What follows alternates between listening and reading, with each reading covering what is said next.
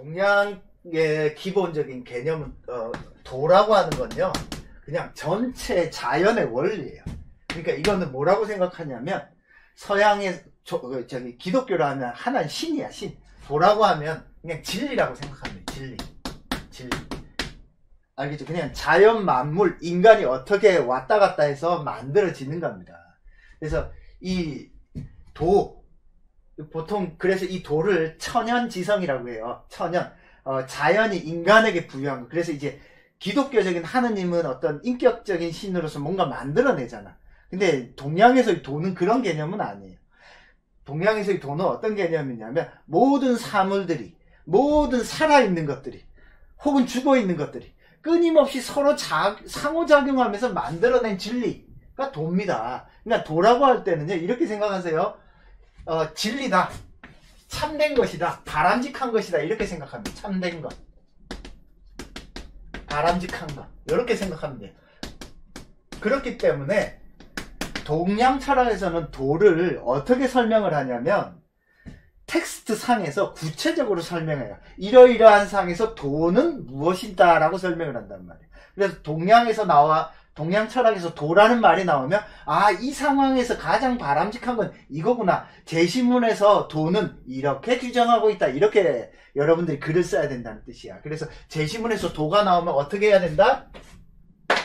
최대한 제시문 맥락 안에서 구체화해야 된다.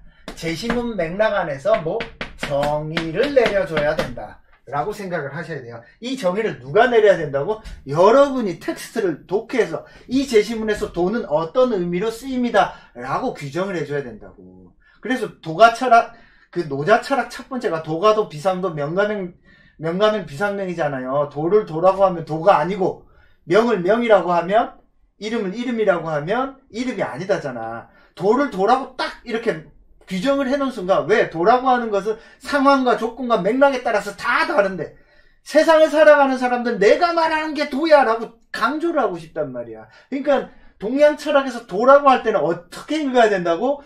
텍스트 안에서 도가 어떤 의미로 쓰였는지를 읽으셔야 된다고. 알겠죠? 이 도를 어때?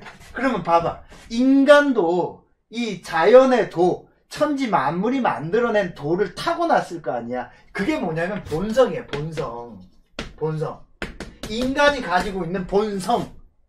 이건 어디서부터 기원해? 자연으로부터, 도로부터 기원할 거야. 자연 만물로부터 기원할 거 아니에요. 본성. 알겠죠? 본성.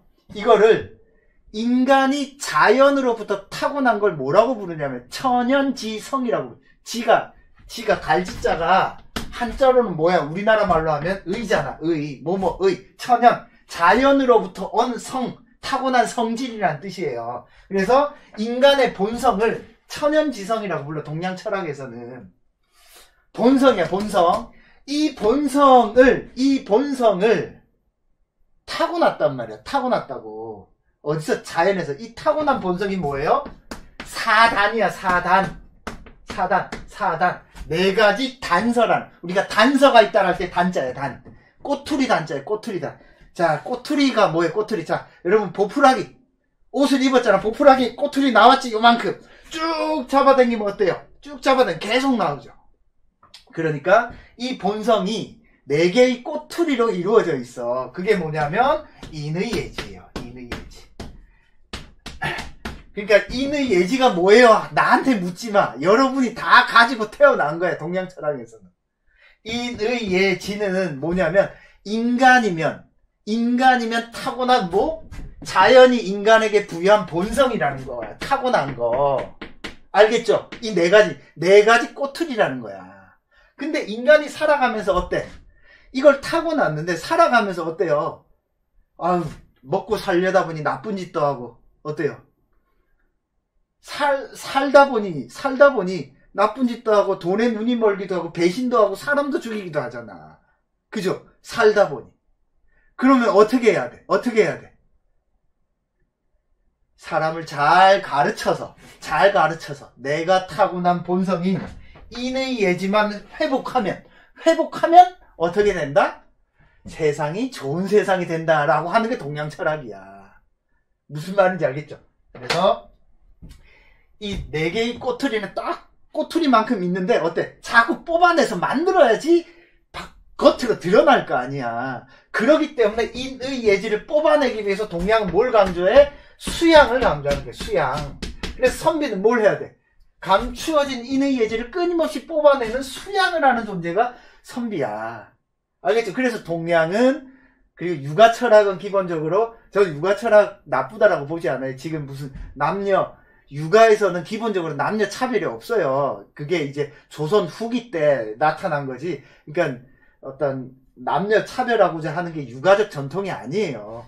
여튼 뭐 그건 다음에 또 이야기하고, 하여튼 그걸 잘 하기 위해서 내가 가지고 있는 인의 예지를 잘 발현하기 위해서 나타난 게 뭐야? 수양 아니야, 수양. 그러면 인은 뭐냐 도대체? 인. 이거는 어진 마음이잖아. 이건 뭐냐면은 이타성이야, 이타성. 사랑하는 마음이에요, 사랑하는 마음. 인은 사랑이야. 자, 예를 들어봐요. 호모 이코노미쿠스는 인간은 이기적 존재라고 하잖아. 이기적 존재.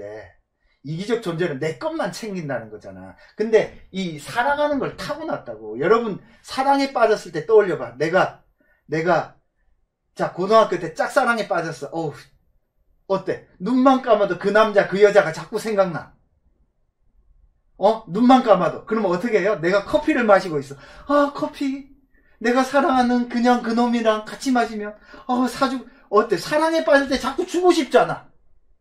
인이라고 하는 건 어때? 나의 이익을 위해서가 아니라 다른 사람의 이익을 위해서 하는 어떤 마음을 가리켜요. 사랑이에요, 사랑. 이타적 마음이라니까, 이타심, 인. 알겠죠? 의라고 하는 건 뭐야? 올바름이야, 올바름. 이게 옳고 그름이야.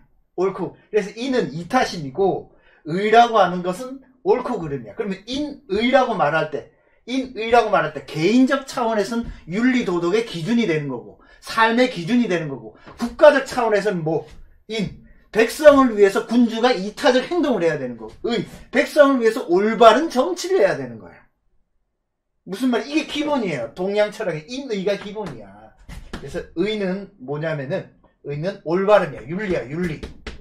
요거는 뭐라고? 이타심. 이걸 동양으로, 이 서양이랑 달라. 저는 서양 철학을 많이 공부했지만 서양 철학을 별로 좋아하지는 않아요. 이타심 이건 윤리야. 얘는 뭐야? 얘는 형식이야, 형식. 얘라고 하는 것은 인간이라면 이런 특정한 어떤 규칙, 규범을 따르는 어떤 질서를 따르는 어떤 자세, 마음, 태도를 가지고 태어났다는 거예요. 요거는 뭐냐면은 어떤 규칙, 규범. 알겠죠? 지는 뭐예요? 지는 지식이에요. 지성이에요. 지성. 서양 철학이 조금 가지고 있는 한계가 뭐냐면, 서양 철학은 요걸 우선시둬요. 요걸 우선시둬서 어떻게 하냐면 지적인 과정을 통해서 이걸 역으로 산출해. 요게 칸트 철학이야. 그래서 칸트 철학을 읽어보면 어려운 이유가 지적으로 다 설명을 한단 말이에요. 동양 철학은 인의 예지, 요건 조금 직관적이지. 여튼 그렇다고 해서 이제 동양 철학이 대충 설명하지는 않아요. 꼼꼼하게 설명을 합니다. 그래서 이건 지성, 지식, 뭔가 똥인지 된장인지 구별할 수 있는 능력을 인간은 타고났다고. 그걸 잘 키우면 어때? 지적으로 똑똑한 인간이 되는 거야. 무슨 말인지 알겠죠? 이 인의 예지를, 이 네 가지를 사단, 네 가지 꼬투리인데 타고난 거야. 자주 나오니까 머릿속에 꼭 넣어. 다음에 다시 설명 안 해, 내가. 그러니까 인의를 타고났다는 거예요. 그래서 이 사단 7정이잖아요. 그래서 이 인의 예지에 해당되는 걸 인간이 가지고 태어났고, 이 가지고 태어난 것을 얼마나 적극적으로 잘 발현하느냐에 따라서, 적극적으로 잘 발현하는 사람이 많아지면 많아질수록 어떻게 된다? 이 수양을 통해서 궁극의 존재가 누가? 군자예요, 군자가 되는 거야. 군자. 알겠죠? 그래서 동양 철학은 어떤 특징을 가지고 있냐? 이런 자연으로부터 부여받은 본성을 적극적 수양을 통해서 내 스스로 뭐가 되는 것? 군자가 되려고 노력하는 이러한 사람들이 많아질 때 어떤 사회가 이루어져? 태평성대가 이루어져요. 그리고 이 군자의 역할을 누구한테 강조해요?